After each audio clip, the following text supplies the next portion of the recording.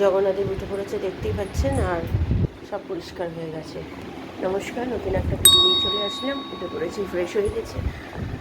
ছেলে তো পড়তে বসে গেছে, মাসিও এসে গেছে। মাসি চলে এসছে। মাসিকে আগে জামা কাপড় কেচে দিতে বললাম, কেচে দিক। ছেলের আন্টি আজকে একটু দেরি করে এসছে, 8:45টার সময় এসছে। তাও ফোন লাগছিল না, আমি দুটো ফোন দিয়েই করছি, সুইচ অফ বলছে। আমি বললাম কী জানি কী হয়েছে, গতকাল রাত্রিরে পুড়িয়ে গেছে, সুইচ অফ তো করে রাখে না সচরাচর। তো এখন শুনছি যে ওর কিছু একটা প্রবলেম হয়েছিল ফোনে, তো তার জন্য সুইচ অফ দেখাচ্ছিল। তো এদিকে আমার হাজব্যান্ডের শরীরটা বেশ ভালোই খারাপ হয়েছে, গায়ে বেশ একটু হালকা হালকা জ্বর এসছে। ওষুধ তো খাচ্ছে, কালকে রাত্রে বললাম না প্যারাসিটামল খাইয়ে শুয়েছি, তো আজকেও মনে হয় খেতে হবে। আবার এই দিকেও আমার বাবা ফোন করেছিল আমার হাজব্যান্ডকে, তো আমার ভাইয়েরও আর কি বেশ ভালো জ্বর এসছে, ডাক্তারের কাছে নিয়ে আসছে, আমাদের এখানেই বসে। তো সেই ডাক্তারের কাছে নিয়ে আসছে, তো কিছু জিনিস এখান থেকে নিয়ে যাবে, দরকার আছে, সেটা বললো বের করে রাখতে, তাই বের করে রেখে দিয়েছি। তো তাই আসবে, এসে নিয়ে যাবে। তো এই হচ্ছে ওয়েদারের চেঞ্জের অবস্থা, মানে একবার গরম, একবার ঠান্ডা, একবার বৃষ্টি, একবার রোদ, এই করে করে শরীরগুলো সবার খারাপ হচ্ছে। আমার ছেলেটাকে নিয়ে আমার এত চিন্তা, সামনে পরীক্ষা, তো সেই জন্য আমার এত চিন্তা হয় না, আমি আর কী বলবো। তো জানি না কী হবে, আমার হাজব্যান্ডের দেখা যাক। আমি বললাম যদি আওয়াজ হচ্ছে, কাছাকাছি হচ্ছে, তো তাই। তো আমি বললাম যদি শরীর খারাপ থাকে তাহলে তুমি আজকে আর বেরিও না, আজকে রেস্টটাও, কালকে থেকে নামা যাবে। তো ঠিক আছে, চলুন, ছেলে তো স্কুল যাবে, ছেলের সব খাবার টাবার বের করেছি, এবার যাবো রান্নাঘরে, চা করি, চা খাই, তারপর না হয় আমি পরে আসি। চা বসিয়ে দিয়েছি হাজব্যান্ডের জন্য আর আমার জন্য। আর রোদ্দুর দেখেছেন, বাপ রে বাপ।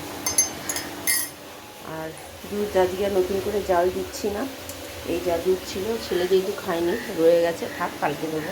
আর ওইদিকে মাসি কাজ করছে, ছেলে ওই ঘরে পড়ছে। তো চলুন আগে চাটা করি, আমার হাজব্যান্ডকে চা দিয়ে আমি খাই, পরে আসছি। চা পাতা দিয়ে দিয়েছি, ফুটতেও শুরু করে দিয়েছি, দেখি চলুন ভালো করে একটু ফুটিয়ে নিই, নামিয়ে দিই।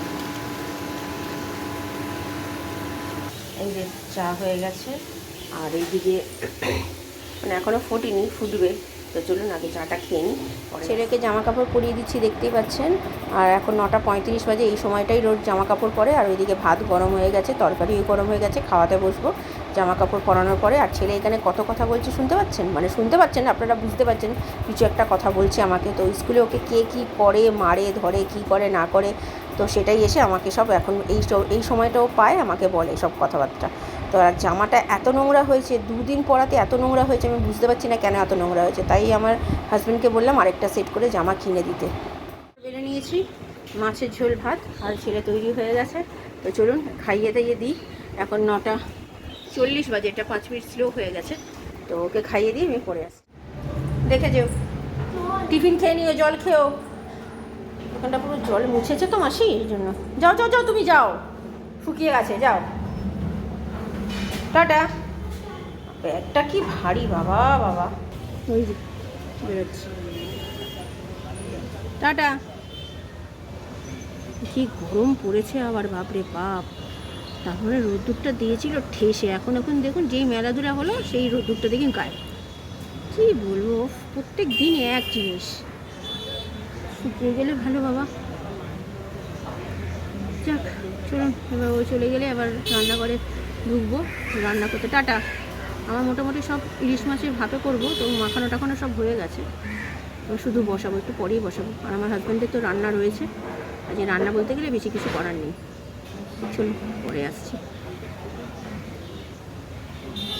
ইলিশ মাছ কালকের জন্য, এটা আমার ছেলে আজকে এসে খাবে একটা, কালকে আমার আর ছেলের একটা লেজা, আমি একটা লেজা খাবো আজকে। আমার হাজব্যান্ড খাবে না ইলিশ মাছ। আর এই হচ্ছে ইলিশ মাছ ভাজা আমার জন্য আজকে খাবো। তো চলুন, এই হচ্ছে রান্না আজকের, এটা বসাবো, একটু পরে বসাবো। তো আবার একটু মেঘ করছে। আর এখানে আমার হাজব্যান্ডের, আমার ছেলে তো খেয়ে গেল মাছের ঝোল, আর আমার হাজব্যান্ডেরও আছে। হাজব্যান্ড আনতে গেছে হচ্ছে এখন ডিম পাউরুটি, কারণ ওর ওষুধ আছে, ওষুধ খাবে। তো তার জন্য আমি রোজ বলি, শোনে না, জল খাবার খাও। তো এখন ডাক্তার বলেছে, এখন খাচ্ছে, কি বলবো। এখনও ভাত বসাইনি, ভাত বসাবো। ছেলে তো এইমাত্র বেরিয়ে গেলো, দেখলেন। তো চলুন আমি পরে আসছি। পাউরুটি নিয়ে এসছি, আমার হাজব্যান্ডকে ওইদিকে দিয়ে দিয়েছি, ওর এখন ওর ওষুধ খাবে এটা খাবার পরে।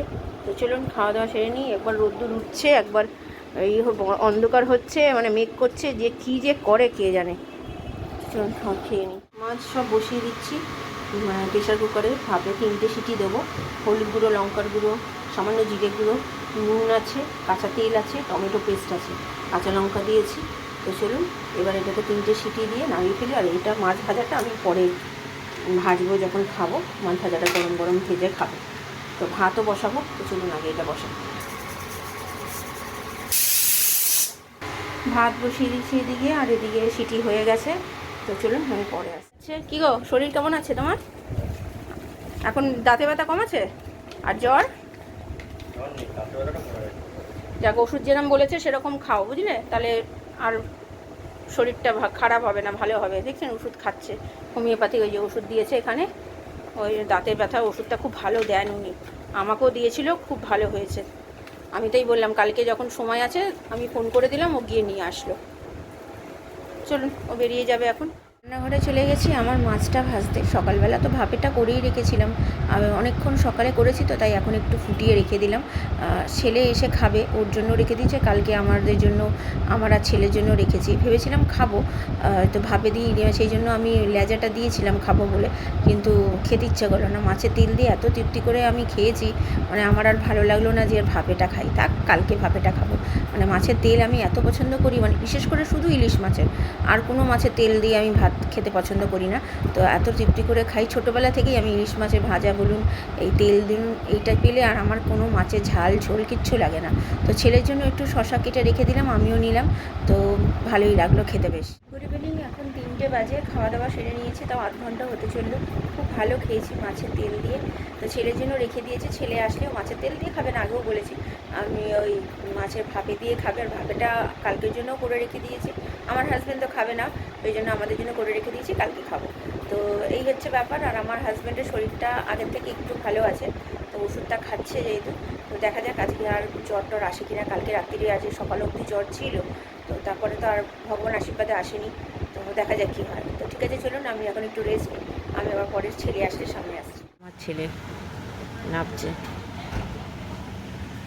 আজকে তাও একটু দেরি হয়েছে, দেখতে পাচ্ছেন না? আমি তো অন্ধকারে কিছু, মানে আলোতে এত চোখে লাগছে, দেখাই যাচ্ছে না।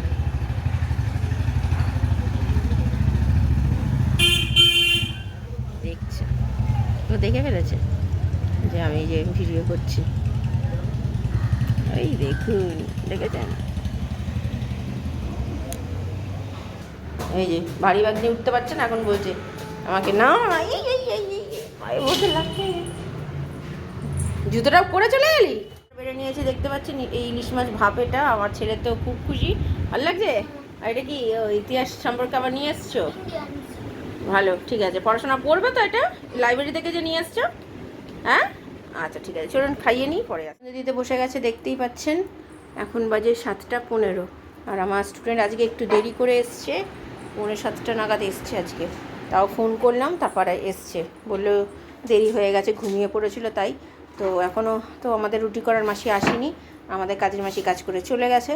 তো চলুন এখন আমি পড়াই, ওর ছেলে সন্ধ্যে দিক নিয়ে ও পড়তে বসবে, ওর আন্টি আসবে, তো আমি পরে আসছি আবার। ইভিনিং, এখন বাজে 8টা 20, আমার স্টুডেন্ট জাস্ট গেল এই মাত্র, রুটি করতে চলে এসছে, রুটি করছে এখনও। আর আমার ছেলের আন্টি আজকে একটু তাড়াতাড়ি চলে এসছে, 8:45-র মধ্যে চলে এসছে, তো পড়তে বসে গেছে ছেলে। আজকে আমার স্টুডেন্ট এত বদমাশি করেছে, একটু পড়তে চাইছে না, মানে আজকে পড়ার ওর একদম ইচ্ছেই ছিল না। তো যাকে আর কী করবো, দুটো বকা টকা দিয়ে পড়ালাম কোনো রকম। ওর মাকে আবার ফোন করলাম, বললাম যে একদম পড়তে চাইছে না।